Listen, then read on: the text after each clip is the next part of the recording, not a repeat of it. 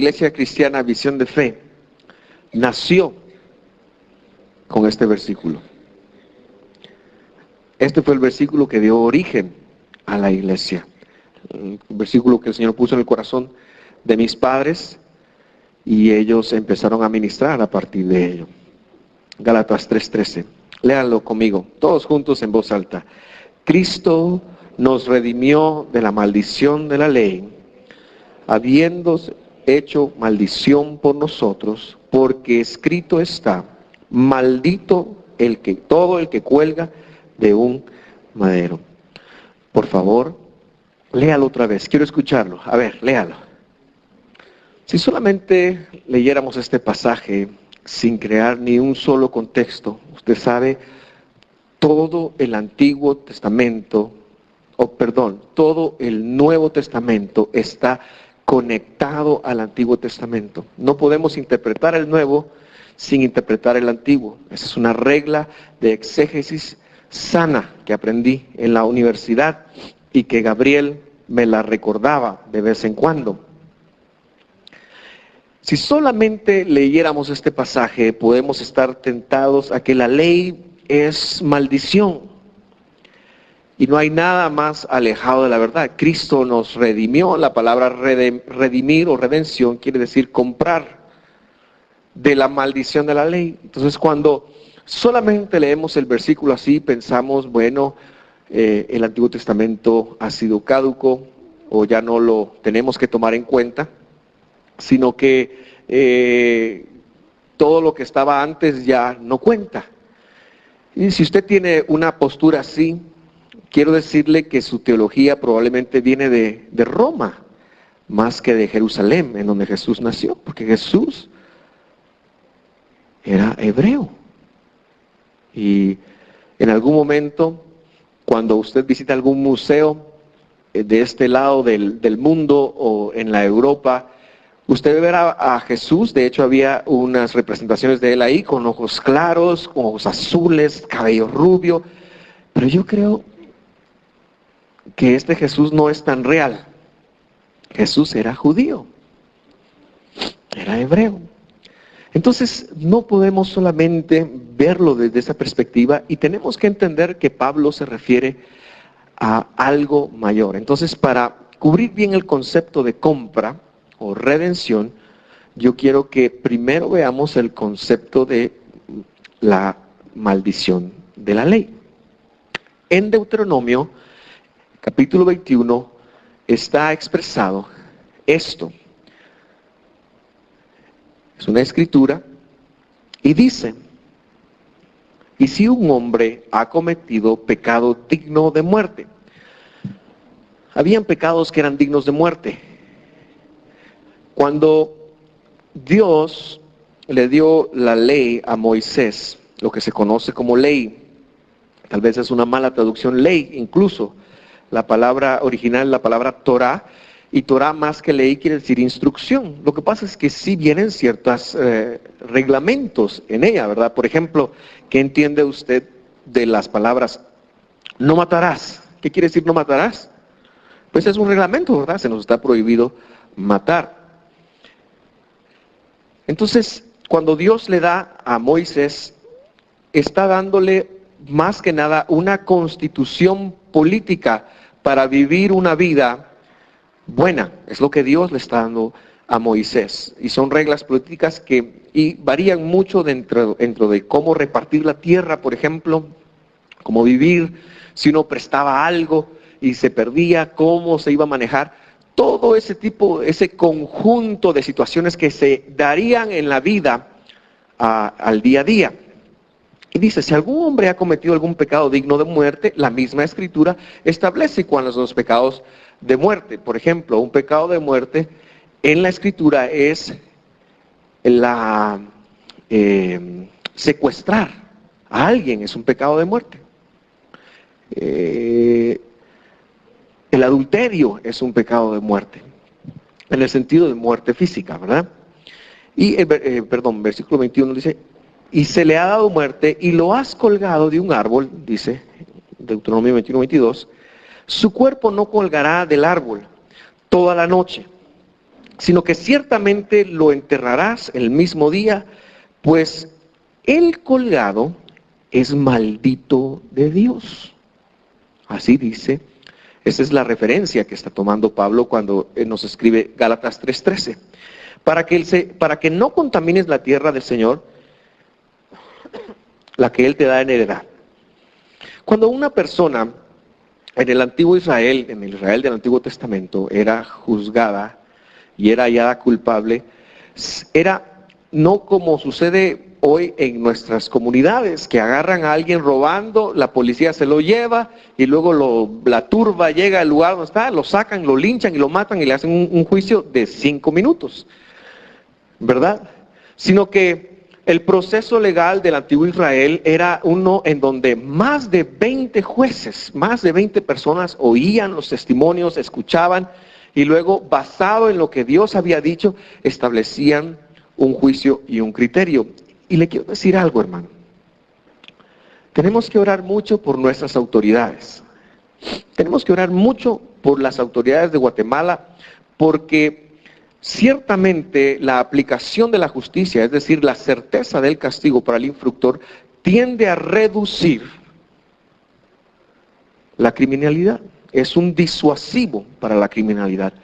En Guatemala, hoy por hoy, el crimen paga.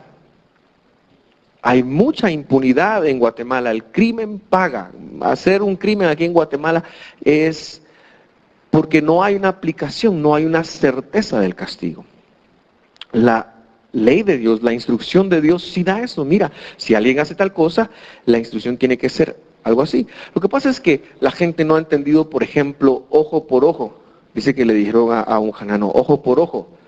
64 contestó. La gente no ha entendido, por ejemplo, que eso es un dicho. Ojo por ojo quiere decir que si yo le daño el ojo a alguien, entonces iban al mercado donde se vendían los esclavos, preguntaban cuánto valía un esclavo, y lo que él valorara su ojo, eso es lo que tenía que pagarle a la persona que yo le había hecho el daño con el ojo. Eso es lo que quiere decir 8 por 8, ojo por ojo. No es 64. Entonces, era todo un proceso, pero el peor castigo que se podía encontrar, y muchas veces se encontraba, era el castigo de la muerte. Por ejemplo, hay momentos en donde llega un amalecita con David y le dice, mira, se murió Saúl. ¿Se acuerda de esa historia? Se murió Saúl. Y el otro se pone a llorar, ¿y qué pasó? Mira, me lo encontré medio muerto, y cuando yo lo vi ahí medio muerto, él se había recostado sobre su lanza, pero estaba moribundo, no se había muerto, entonces me dijo, por favor, me dijo, matame, agarra la espada y me matas. Y el hombre agarra y lo mata, y aquí está la prueba. Y no recuerdo si le llevaba la cabeza, no le llevaba la cabeza, pero él le dijo, aquí está la espada. Era la prueba. Y David se pone mal, y con los que están ahí le hacen un juicio. Y le dice, tu vida ahora darás por haberte levantado contra el ungido. Y ahí le hacen un juicio. Y le toman la vida. Entonces, tenemos que verlo, dejar de verlo como algo que ya pasó, sino que es todo un código celestial de vida y de aplicación de justicia. Entonces, cuando encontraban a alguien culpable, había distintas maneras de matarlo. Una forma de muerte era apedreada. A Can lo apedrearon, ¿verdad? Pero una de las formas, la peor que existía, era el ahorcado. Y a esto se refiere el colgarlo de un madero. Y dice que había que bajarlo el mismo día, no se podían permitir ellos dejarlo colgado ahí, porque el colgado de un madero, cuando era colgado de un madero, adquiría la maldición de Dios y no había que contaminar la tierra. Adelántese al año 30 y pico de nuestra era, el día en que levantaron a Jesús de un madero. El peor castigo, la peor forma de castigarla del Imperio Romano era colgar a las personas de un madero para crucificarlas. Y Jesús curiosamente y de acuerdo al plan de Dios, tiene esta muerte. Jesús muere colgado de un madero y se hace maldición. Ahora yo busqué la palabra maldición y la palabra maldición quiere decir aligerar el peso o perder importancia.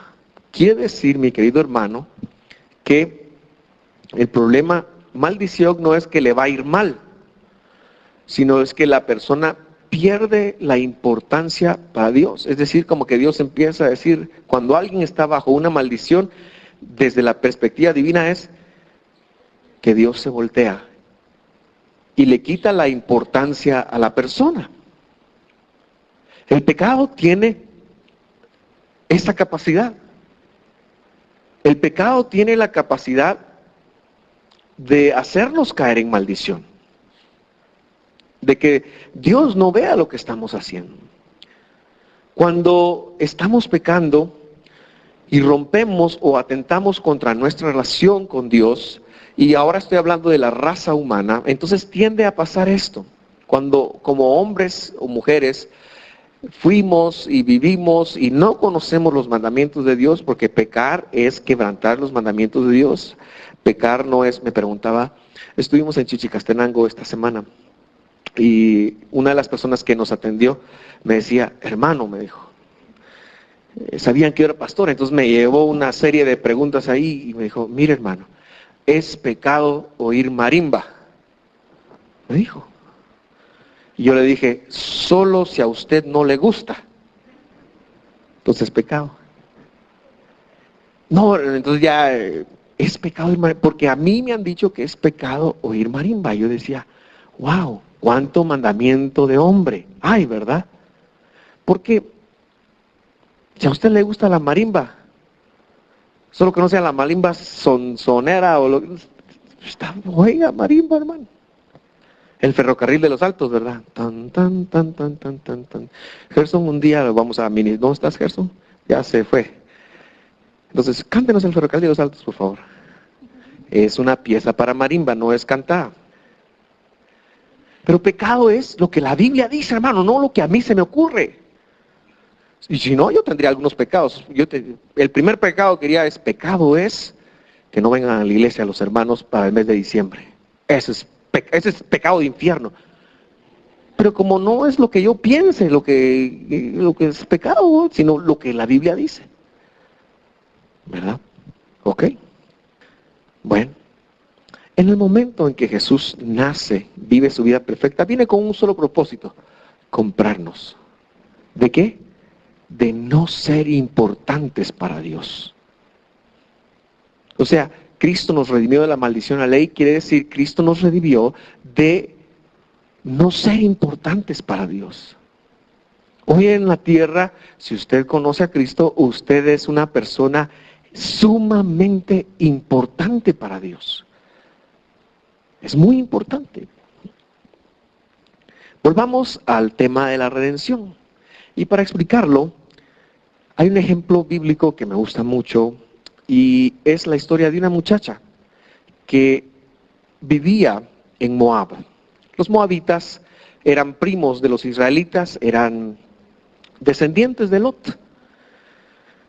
Adoraban a un Dios que pedía que pasaran a sus hijos por el fuego, es decir, que si usted tenía 8 hijos y quería agradar a Dios, agarraba a uno de los 8, el que menos le cayera bien de sus hijos, y lo iba a quemar.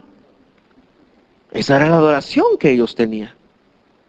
Por eso, hermanos, los hijos son nuestra posesión, son la bendición más grande que Dios nos ha dado. Cuidémoslos, no los quememos quitándoles importancia, no los quememos haciendo que la televisión los eduque. No los quememos, provocándolos a ira. No los quememos así. No provoque a ira a usted a sus hijos. Aquí mando yo y vos ¿qué? Cállate. No, hermano, tenga cuidado con eso. Pues esa muchacha se llamaba Ruth.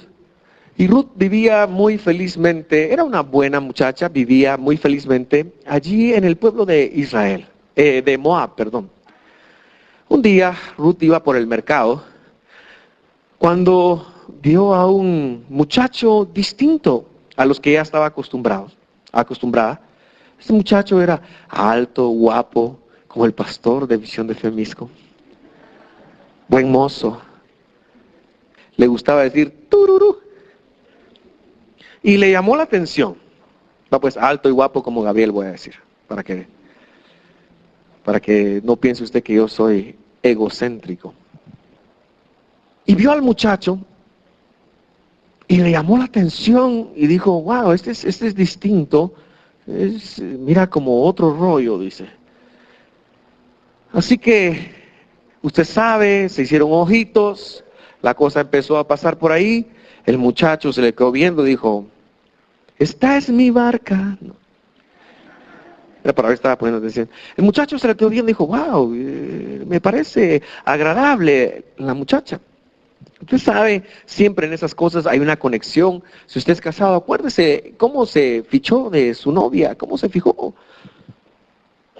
¿Cómo fue el momento en el que usted dijo, gloria a Dios, esa es la varona, dirían en otras iglesias. Esa es la sierva, dirían. Usted dijo, wow, está buena la cosa. Así que Ruth dice, está buena la cosa, empiezan a salir, empiezan a compartir. Ruth se casa con este muchacho, se llamaba Malón, pero no Carmalón, sino solo Malón. Y empiezan a vivir juntos la vida. Su cuñado se llamaba Kelión, conoció a su suegra, era una tal Noemí, y a su suegro Elimelech. Quiere decir, mi Dios es rey, quiere decir Elimelech. Así que los conoce, empieza a vivir y de pronto se casan. Pero ella ve que esta familia es muy distinta. Esta familia no es como ninguna familia de Moab. Primero, cuando la noche de boda se da cuenta que su esposo es mutilado, es un circuncidado, y eso le llama la atención y dice, wow. Y el esposo le habla de que es la ley de Dios, es la demostración del pacto con Dios. Y yo pienso que bueno, que lo que ahora el Señor anda buscando circuncidar en nuestros corazones. Pero se da cuenta de que una vez al año ellos tosen mucho. Una vez al año ellos celebran con un cordero la salida de Israel.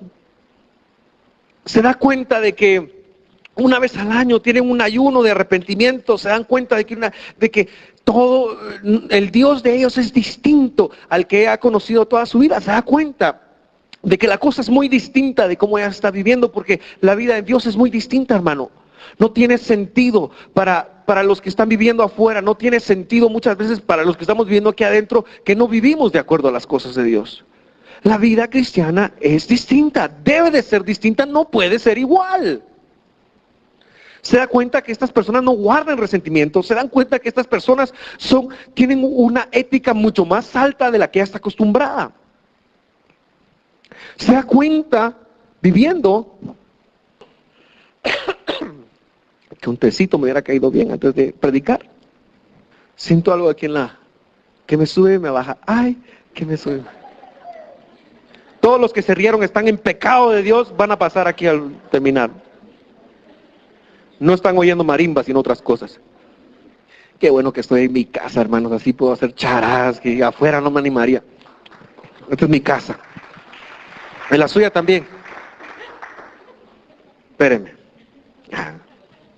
Ok, ¿se da cuenta? Por favor, no me distraiga. ¿Se da cuenta de que la ética es distinta? La vida cristiana es distinta. Si sigues viviendo igual, saber ni a quién estás siguiendo. Si sigues viviendo con temor, mira a quién estás siguiendo. Si la Biblia no te atrae, asústate a ver a quién estás siguiendo. Si no te gusta venir a la iglesia, mira a quién estás siguiendo. Ten cuidado, la vida cristiana exige, demanda un cambio. Yo no te lo puedo obligar. Yo no te puedo decir, no es mi rollo, pero mira, hermano, la vida cristiana demanda un cambio. Y la mujer esta se da cuenta. Pero un día, su marido amanece malo. Tal vez predicó mucho la noche anterior, pensará ella. Le hacen un tecito, pero no le hace, y a los pocos días se muere. Al rato, su cuñado se muere y se muere su marido, su suegro, perdón. Se mueren. Y ella mira a su suegra y la ve y le genera una admiración. Mire, querido hermano, esa relación de la suegra con la nuera es muy interesante. ¿Por qué le harán tanto chiste de que chocan mucho? ¿Verdad? Dice que la relación con la suegra es, pues hombre, cuando nos toque ser suegros, a todos tenemos que ser buenos suegros. Yo soy buen suegro, hermano. De verdad, soy buen suegro. ¿De qué se ríe? Para otra, a mi nuera, yo soy buen suegro. Pero esta mujer le agarra conocí una mujer de la India. En la India las culturas son distintas. Y ella me contaba, me decía que los primeros 10 años de su vida fue bien difícil, porque el esposo se la llevó a vivir a la casa con la suegra y la suegra era la jefa. Imagínense ustedes eso. Les decía hasta cuándo podían aquello que les conté. Y ella lo contaba como un testimonio. ¿Y qué va? Hoy estoy algo pornográfico, hermano, pero es que así es. Entonces, pero esta relación fue distinta. Ella empezó a admirar a su suegra.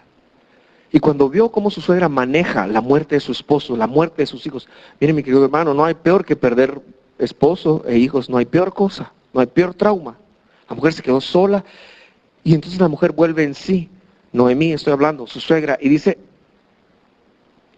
Señor, en lugar de decir, y no que me amas pues, y no que diste tu vida por mí, y no que tanto, y yo para qué iba, y para qué tenía un buen testimonio, y para qué hacía esto, para qué hacía, en lugar de decir todo eso, la mujer dice, me tengo que volver a Israel, me tengo que volver a Dios. Y la mujer se vuelve a Dios, claro, va un poquito amargada, y cuando ella dice, ya no me digan Noemí, ahora díganme Salvatrucha, digo Mara, díganme Mara porque el Señor me ha amargado. Y ella va con un dolor, pero igual maneja las cosas bien. Mi querido hermano, no importa cuáles sean las situaciones que estás viviendo, hay una forma de manejar las cosas bien. No importa cuánta adversidad tengas, siempre te puedes parar en la palabra y manejar las cosas bien. No importa. Así que hazlo, porque la vida cristiana es distinta. Debiera de serlo. Así que la mujer agarra sus tilinques y eso para los que no son guatemaltecos quiere decir sus múltiples posesiones y se regresa a su tierra. Y entonces las nueras, usted sabe, se estaban emocionadas y hay dos nueras, una Orfa y otra Ruth. Y se van las nueras con ella y llegan a un lugar en donde a 4 caminos, por así decirle, ¿verdad? Y dicen, bueno, muchas regresan, porque yo ya no les puedo dar más hijos. Ellas conocían la ley de Dios, conocían la ley del levirato, ya no les puedo dar más hijos. Así que ustedes vuélvanse a casa, tranquilas, no hay problema. Yo voy a ver cómo me las arreglo de ahora en adelante. Y las otras se ponen allá, no, nos vamos contigo, le dicen las dos, y les vuelve a decir, no, regresen. Total que Orfa se convierte, bien convence y se regresa. Pero Ruth le dice unas palabras muy poderosas. No me digas que te deje, por donde que tú vayas, iré yo. Tu pueblo será mi pueblo y tu Dios será mi Dios. Y usted no lo ve, pero en ese momento sucedió lo mismo que sucede cuando usted recibe a Jesús en su corazón. Esa mujer se convirtió al Dios de los cielos. Se convirtió, tuvo su conversión allí en un camino. Yo no sé en dónde usted tuvo su conversión, pero ella la tuvo en 4 caminos. Y se regresa. Y entonces la mujer está dispuesta a vivir como Dios ha dicho y va y pasan un montón de vicisitudes de tal manera que no tienen ni para comer, pero están convencidas de que Dios las ha llamado. No tienen para comer. Esta es una viuda en el escalafón social de Israel. Están hasta abajo de tal manera que la profesión a la que se empieza a dedicar es a mendigar. Y había una instrucción divina que decía, cuando estés cortando tu campo, porque yo te voy a bendecir, cuando estés cortando tu campo, no lo cortes todo, acuérdate del pobre, hermano, acuérdate del pobre. Y él, entonces la gente normalmente lo que hacía es que no lo cortaban todo y dejaban semillas para los más pobres, para los más desposeídos, y ellos llegaban y llegaban, segaban y pues de alguna manera comían tortilla con sal de eso que segaban. Y la mujer empieza a hacer eso y no le importa. Yo no sé, tal vez sus papás estaban bien acomodados, pero ella no se quedó, ella se convirtió al Dios de los cielos. Así que la mujer empieza a ser diligente, porque mira hermano, no importa cuánta plata hoy no tengas, si eres diligente, si diezmas y ofrendas, Dios te va a bendecir, te va a levantar, te va a prosperar. Te va a prosperar, así que la mujer empieza a esforzarse, empieza a ser diligente y hace lo que la suegra le dice, de primero comen pura tortilla con sal y pues no importa, ahí está, ella está contenta, está bien, está cumpliendo. Pero eso hace que otro susodicho, cuyo nombre era Booz, y por eso es que los guatemaltecos hablamos de Booz, empiece a darse cuenta.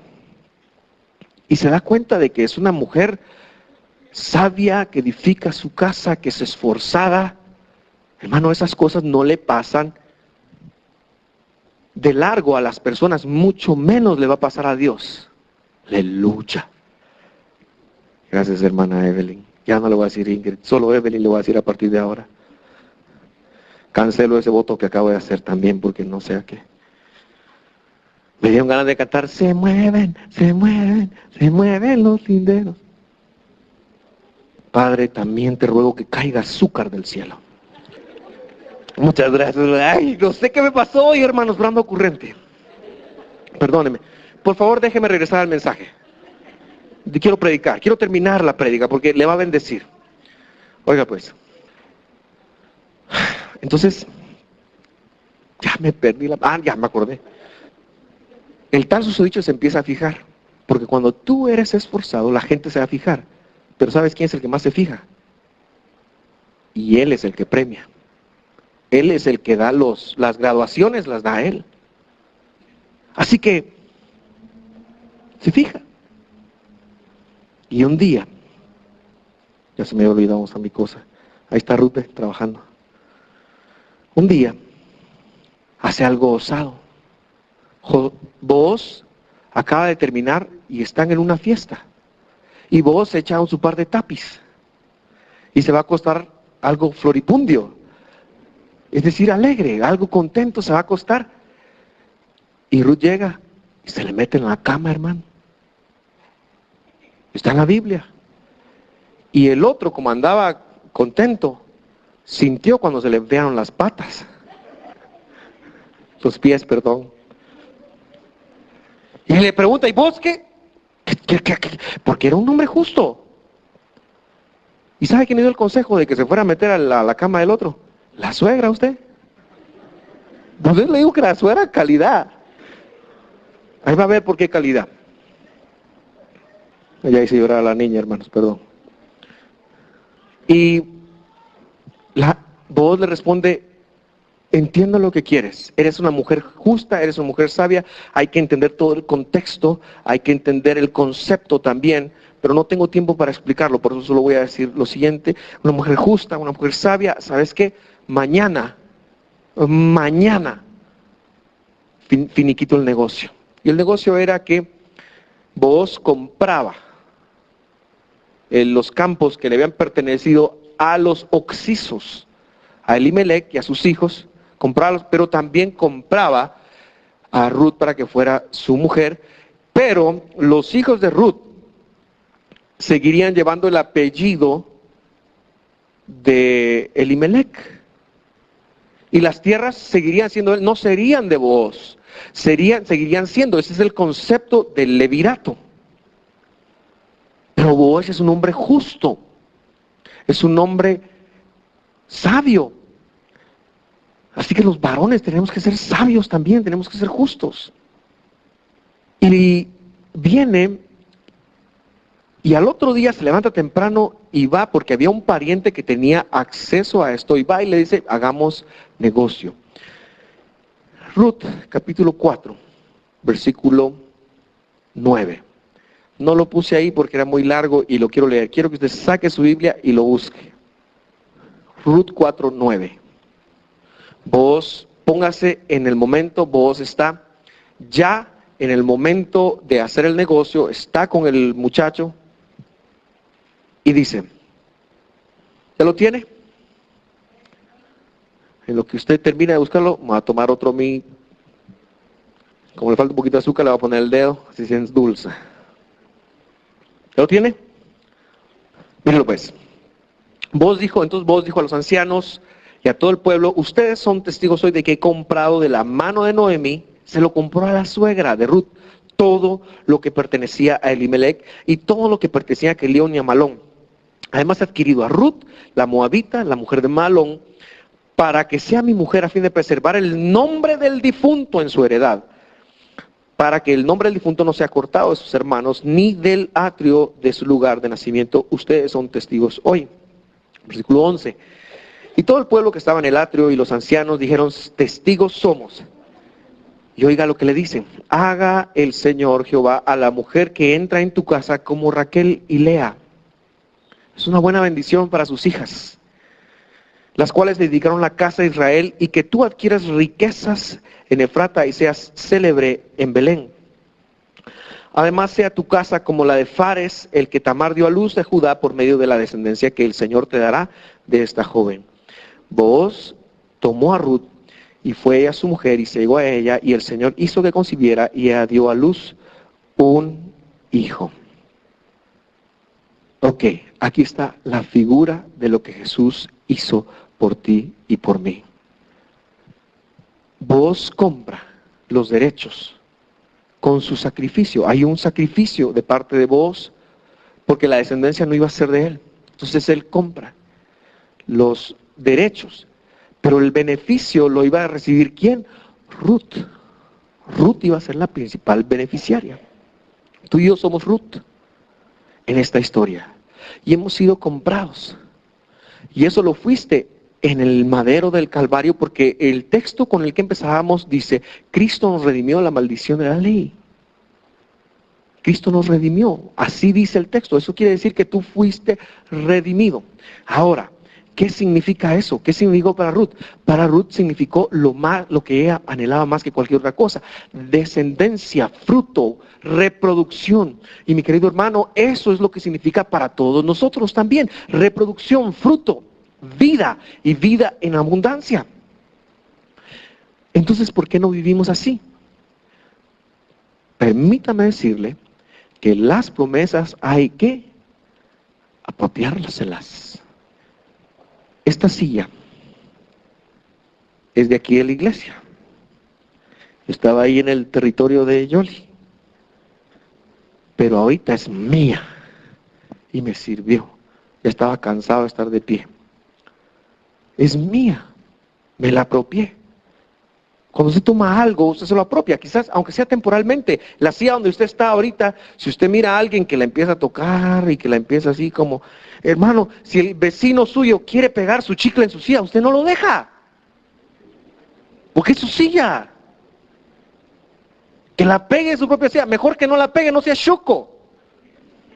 Pero se la apropió, yo me estoy apropiando esta silla, y viera qué rico, hasta fueguito aquí, porque hay una lucecita aquí, mira qué bonito no les quedó el arreglo, ¿verdad? Pero